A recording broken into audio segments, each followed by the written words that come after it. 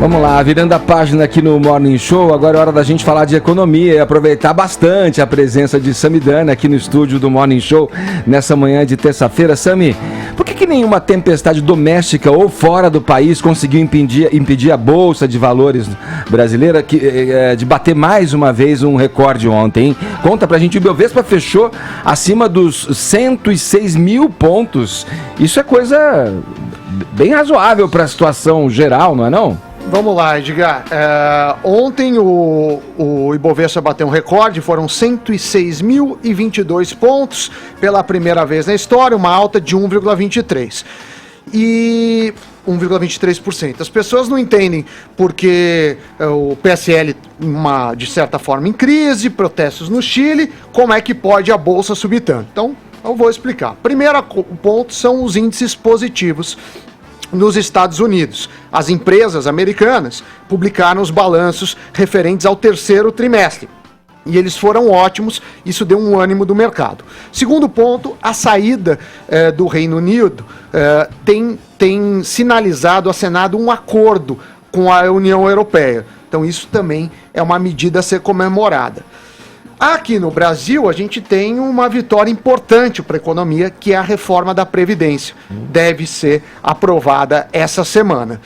E também a gente teve, no final de semana, então repercutiu ontem, a eleição que tem da revista Global Markets, que é uma revista que circula no FMI e no BID, que é o Banco Interamericano de Desenvolvimento, do Paulo Guedes como o melhor ministro da economia. Então, apesar de ter uma questão de crise do Chile, até um desentendimento dentro do PSL, a economia vai bem, né?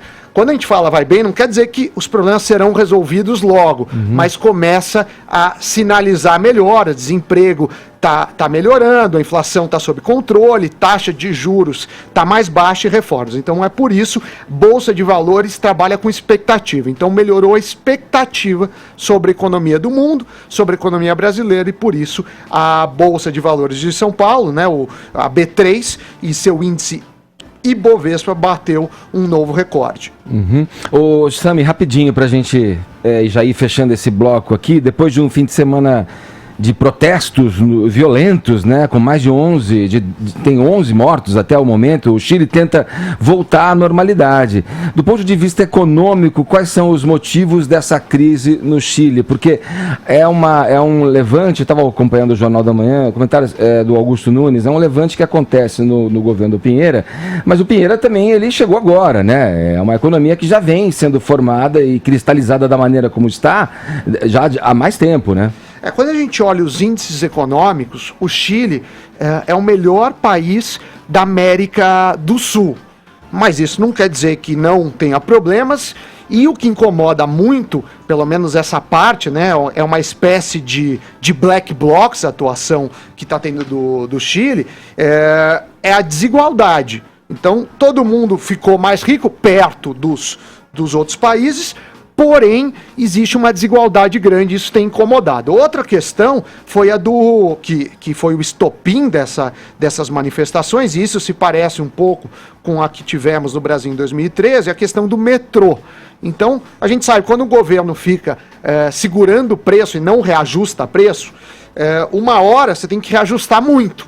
E esse reajuste, que foi o maior desde 2010, acabou criando aí uma série de insatisfações. Então, o ideal, não só para o Chile, como para todos os países, é você ir ajustando à medida que os preços sobem ou descem. Você ter preços camuflados é um perigo.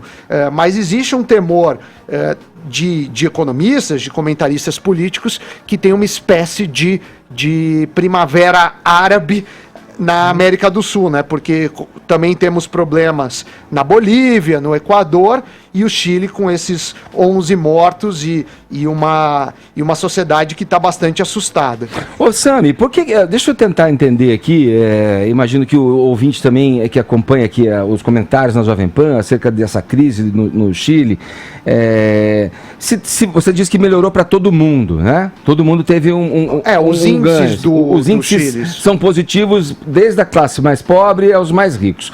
Porém, talvez, pelo que eu entendi, me corrija se eu estiver errado, essa revolta e esse levante vem em função de uma observância de que os ricos ficaram muito mais ricos. Quer dizer, os ricos melhoraram muito mais, ou os que já tinham alguma condição melhoraram muito mais dos que estavam ali abaixo da pirâmide e que melhoraram também, mas seria um aumento mais tímido, digamos assim, é isso? Todos melhoraram, mas aumentou a desigualdade. Mas o que a gente não sabe é se a população de fato está insatisfeita ou se é um grupo extremo que está fazendo essas manifestações que são vândalos, né? Até me assusta que alguns... São o trens queimados, né? Eu sou a favor da democracia, do direito de você se manifestar, mas obviamente isso acaba quando você interdita, quando você tem qualquer tipo de depredação. Sim. Então a gente não sabe de fato isso. Mas falando por um lado que aí sim a gente tem estudos, o ser humano ele olha muito para a grama do vizinho. Então, se todo mundo ganha 20 mil e um cara ganha 30 mil, ou 2, as pessoas ficam com um senso de injustiça mais aflorado do que se todo mundo ganhasse 100 mil, ou, por exemplo, todo mundo ganhasse 10 mil. Então, você sempre olha a sua felicidade na grama do vizinho. Isso é do ser humano. A gente tem vários estudos sobre isso em economia, também pode ser, mas ainda é cedo, pelo menos não há evidências, até onde eu pesquisei, de saber qual a porcentagem da população que de fato está indignada e quanto esse grupo de black blocs, se a gente pode chamar, é um grupo político ou qual o objetivo final deles. Então acho que ainda é cedo, eu não acompanho tão de perto a economia do Chile e então fico com essa dúvida. Para fechar rapidinho, Sami, o Paulo Guedes assim até menciona a economia chilena como um retrato, né, de uma coisa positiva que está acontecendo no país, assim. E alguns críticos oposicionistas, claro, usam isso e falam, poxa, olha o que está acontecendo lá, né? Será que essa é a trilha mesmo? Talvez não reforce um discurso da oposição? É essa a pergunta que eu te passo, para a gente fechar.